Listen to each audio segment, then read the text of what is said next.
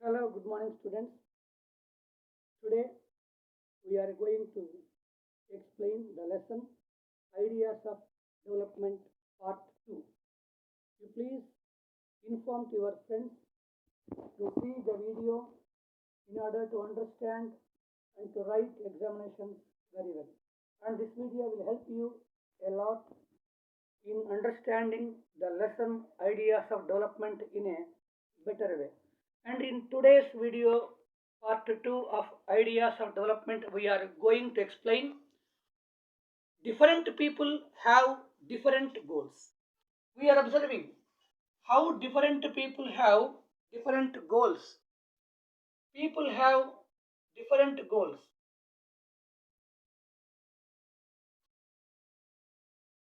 Different people have different goals. So how can we understand the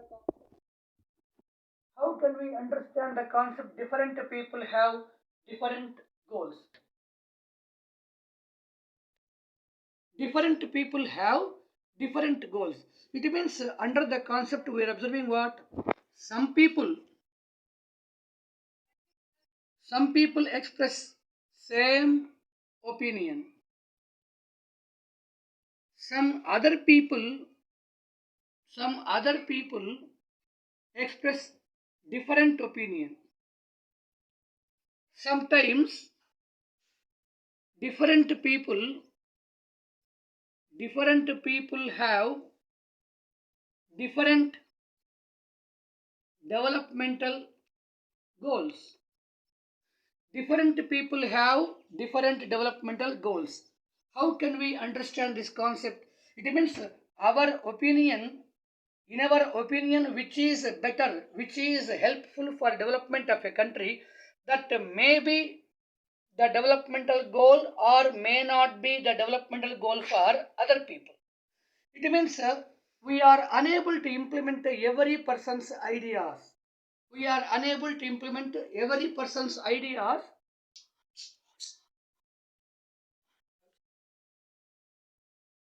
So different people have different opinions. We cannot implement every person's ideas, but we can implement the majority person's idea. And whenever the majority person's idea is helpful and suitable for the development of our country, and that type of ideas can be implemented. But generally, we are seeing different people have different goals. Example, we take a rural woman who is taking less salaries. She has a goal of achieving and getting equal amounts compared to men. And a distant area person who is working in an office, he has an aim of getting job in an office which is near to his house. In the same way, a person who is not working, a person who is unable to work in an office, he wanted to change a suitable work. He wanted to change from difficulty to suitable work.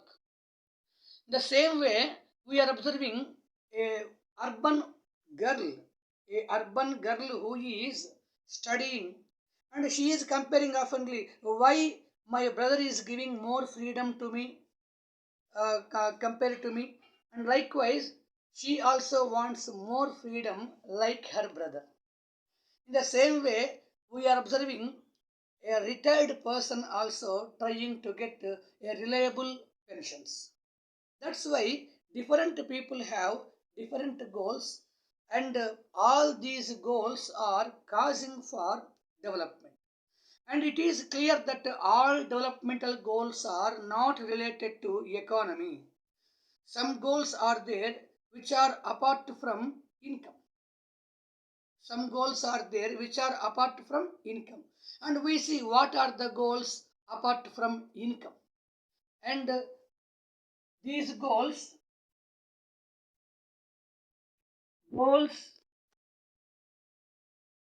other than income. It means some goals are not related to income, but without these goals we cannot live. Example, equal treatment equal treatment, in the same way security, in the same way freedom, in the same way respect. So equal treatment, security, freedom, respect. It means without these four goals, we cannot live. It means by these four goals, we are observing man is not living only for income, and while achieving his goal, income also will come. But all the people are not only working for income, and every person have their own goals. Example, we take a doctor. A doctor has a goal of dealing a difficulty operation. Example, an engineer's goal is constructing, giving a plan to a wonderful building, which building cannot built by anybody in the previous. In the same way, a scientist goal is to invent a new thing which is suitable, which is useful to the country. The same way, a teacher's aim is to make all of his students in future become a good citizens of India.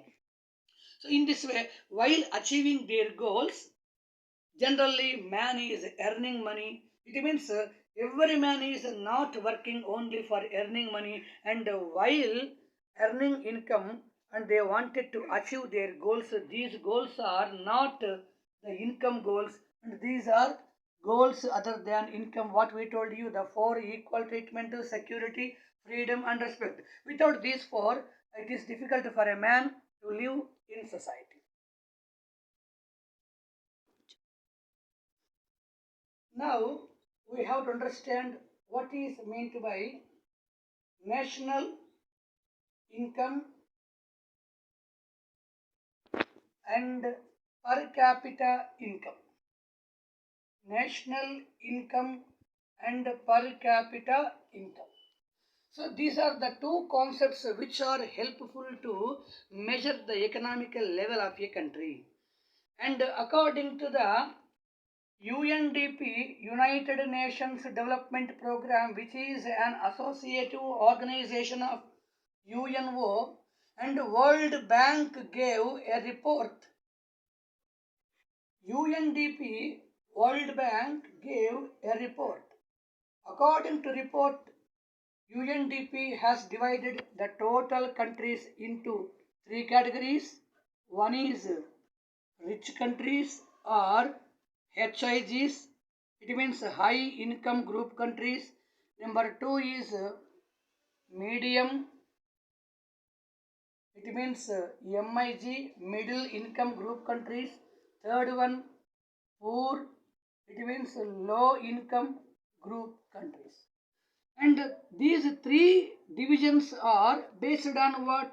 National income and per capita income of the country. Now we have to know what is the meaning of national income. The total income of all all citizens in a country is called national income. So national income is explaining what for us the total income of all the citizens in a country. And suppose we take A, B, C, D, E. So in a country, example, 5 members incomes we are taking. So 5 members, example, one member earns 9,000 and B earns 9.5 thousand, C earns 10,000 and D earns 11,000 and E earns 10.5 thousand. Suppose we shuffle all this, we have to add all these 5 incomes, it is coming totally 50,000.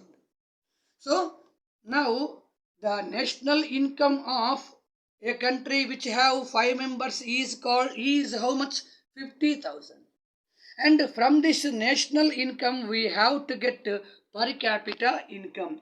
Per capita income explains what for us national income is dividing by population number. We can get per capita income. It means per capita income is equal to national income by population. Suppose in this above example, from this example we have to get per capita income.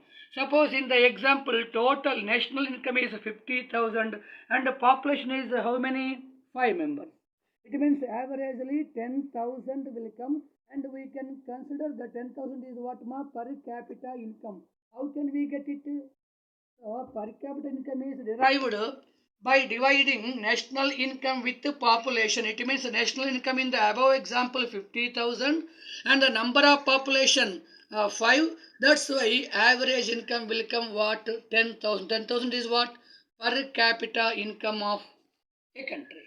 So briefly, per capita income is explaining what for us average income of one person, and whereas this 50,000 national income is telling what for us total income of all the citizens in a country. So this is total income, and whereas this is average income of one person. But national income, per capita income, these two incomes are briefly explaining only income values. So one is telling about total money earned by the people of the country, and one is telling about the average income of one person in the country. So based on national income and per capita income, we are dividing the total countries of the world according to the World Bank's report into three categories. We have to see what are these three. Example, poor country, a country which comprised 1000 less than 1035 American dollars per capita income. So a country's per capita income is less than 1035 American dollars. It is to be that type of countries are to be called and come under low income group countries, also called poor countries. Example, Somalia and Eritrea, Kenya, all these countries are coming under the category of poor countries. And if we take the first one, rich countries, what type of countries are to be called as rich? Example, the countries whose per capita income is more than $12,600, more than 12,600 American dollars per capita income. So those countries are come under the category of rich countries, also called high income group countries. Whereas between the poor and the rich, between these two countries, the income range of between $1,035 up to $12,600. So a country more than 1035 and up to $12,600. These countries are to be called middle income group countries. But we have to see in the video whether the division of countries based on per capita income is correct or not. Though it is correct, we cannot decide only based on income. We cannot decide a country is rich, country is poor, because richness, poorness are not should be only based on income, along with number of other facilities also inspiring a man's life. That's why instead of the present national income and per capita income, we are introducing one more indicator, that is to be called as HDI, Human Development Index. So what is the meaning of Human Development Index and how it derived and how it is removing the demerits of national income and per capita income? All these things we are going to learn in our next video. Keep on watching. Thank you.